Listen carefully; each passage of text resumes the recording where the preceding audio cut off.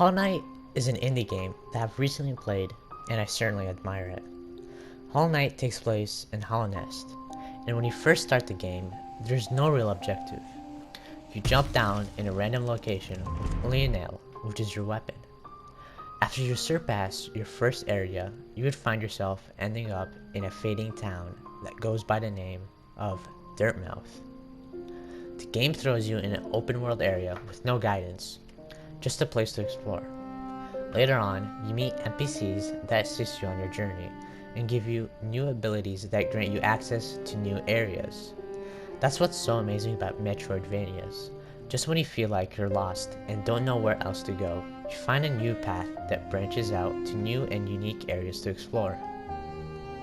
You soon encounter an NPC that informs you about your quest and your purpose for coming to Hollow Nest, which is to stop the infection of the bugs. This is a short and subtle summary of the game, but there are many other things that makes this game great. For example, the combat, the enemies you encounter, the gameplay, and the very organized level design are what makes this game great.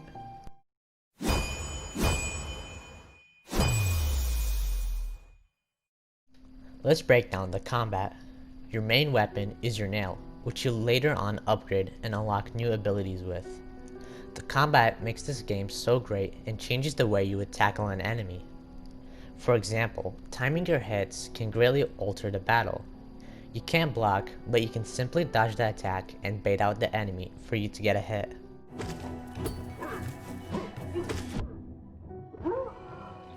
By using the attack button, you can also change the direction where you can hit an enemy. You can also bounce on top of enemies to pogo yourself up for a combo.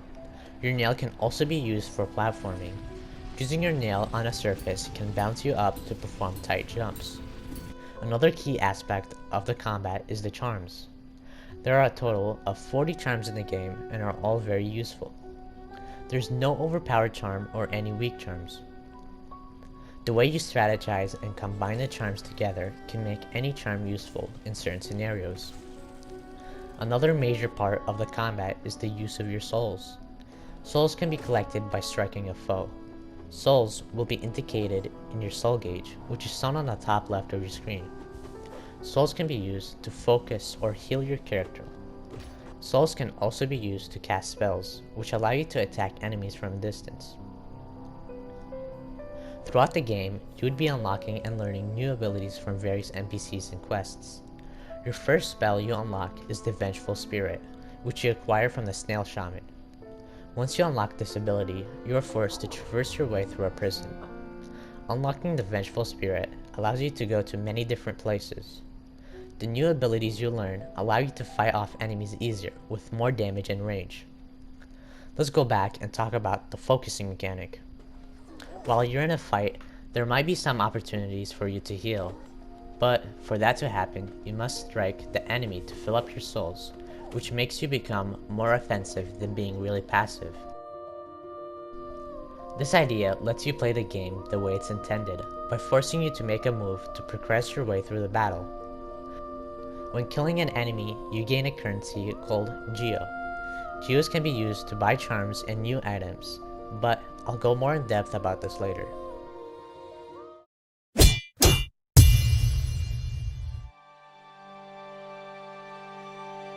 The enemies and bosses are the main reason why I decided to play this game. There are more than 150 enemies in the game and a total of 47 bosses. The thing I really like about video games is the difficulty of them. Games that give you no set difficulty are games I really enjoy.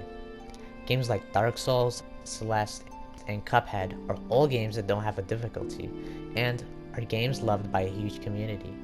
That's the main reason why I liked Hollow Knight.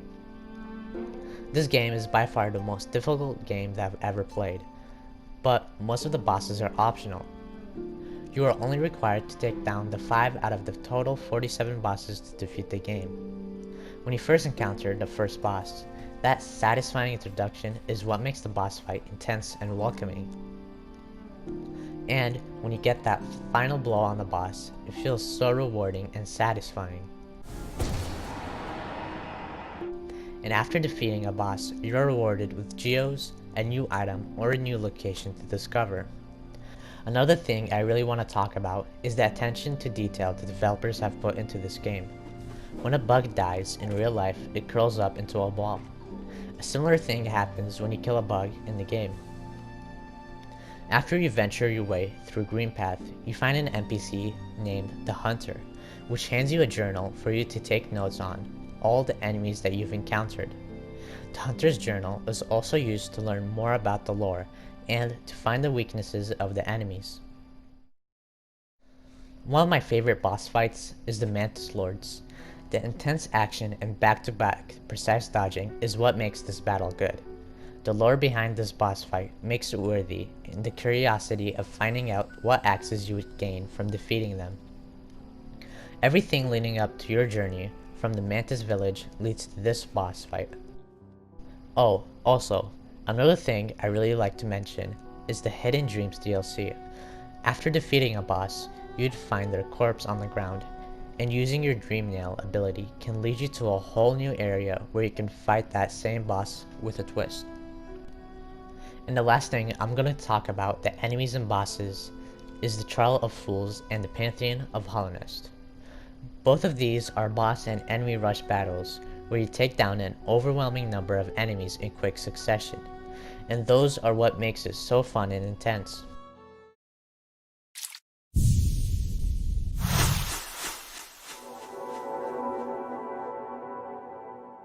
Gameplay wise, this game did really well. There are so many mechanics tied with this game. Benches are scattered all around Hollownest. Resting at a bench fills up your masks and allows you to add and remove charms. This mechanic is heavily inspired by Dark Souls. Another thing is when you die, you get sent back to the last bench you rested on, and all your currency will be left behind for you to collect in a shade. Also, you would have yourself a cracked soul gauge, which only allows you to fill 2/3 of your total souls. This mechanic is also somewhat similar to Demon Souls, where your health gets cut in half until you defeat another boss. Defeating your shade gives you all your geos back, and if you die in the process of getting your shade back, it will all disappear for good. I really enjoyed the implementation of this mechanic. It allows the player to get their stuff back and encourages them to continue exploring. Stag stations or stagways are another way of traversing Hollownest. Stagways are tunnels that allow you to fast travel, which makes exploring a lot more easier. Let's talk about the graphics. The whole game is completely hand-drawn. The music of this game really sets the tone and the message they are trying to set out. From the first moment you enter Hollownest, all the way to the end credit scenes. The music was very well suited throughout the whole game. Again, only 3 people worked on this game alone, making it, if not the best indie game on the market.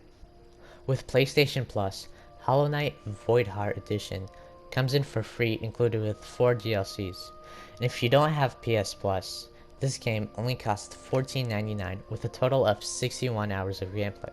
So I would definitely say that this game is worth your money if you want to get your mind off something. I personally completed this game fully with 112% with the Platinum Trophy and clocked in around 60 hours or so. I said I was going to talk about this later, but I'm going to talk about it now. Geos are your main currency in the game and are really valuable.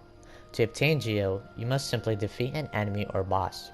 Geos can also be found from Geo deposits, which give you a huge amount of them. The main use for Geo is to spend them from the shopkeepers or vendors around the map. These items can be a key leading to a secret room or just simply an increase in health. NPCs are another huge part of this game. They really bring the game alive and fill it up with lore and context.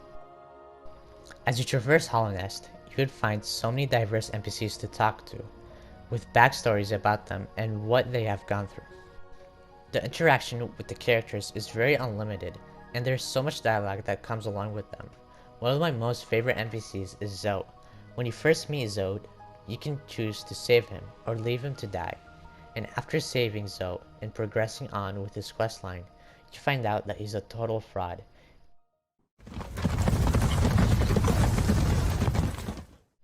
The way that the developers have organized and designed the levels and environment of this game is extraordinary, and the map of this game is easy to get a hang of, and there's simply no learning curve to it. By using a mark on the map for you to remind yourself to come back to later is a mechanic that most Metroidvanias don't have. There are a total of 15 different areas to discover in Hollow Nest, and the way that they are all connected together makes traversing it simple. And by color coding those areas on the map, it makes it really distinctive and makes navigating easier. Each area has a challenge for you to overcome and a theme to it. For example, Deepness has a dark and horror mood to it, and the City of Tears has a humid and sorrowful feel to it from the backstories about it.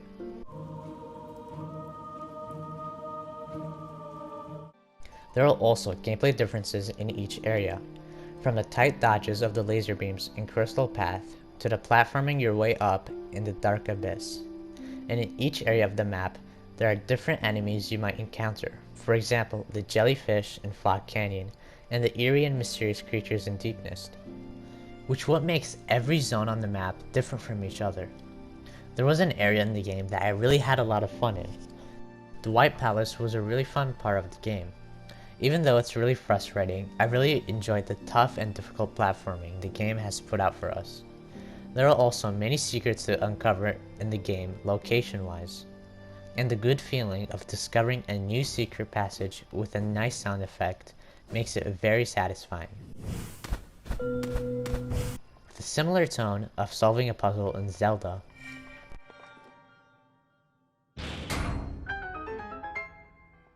I can't stop expressing my feelings about this game. It's just such an amazing game and is worth every minute of it. I would definitely recommend this game to anyone. And what do you have to lose? Just give it a try. And I'm absolutely psyched for their upcoming sequel to this game called Hollow Knight Silksong. And I'm so sure that this game won't disappoint. For some feedback about this game, I would really enjoy a way you can customize your character or have accessories added on. Another thing I would really like to see is a new weapon added to the game, or some sort of way you can combo an enemy while pressing different buttons. I really hope you enjoyed the video, and I'll see you in my next video. Have a good day.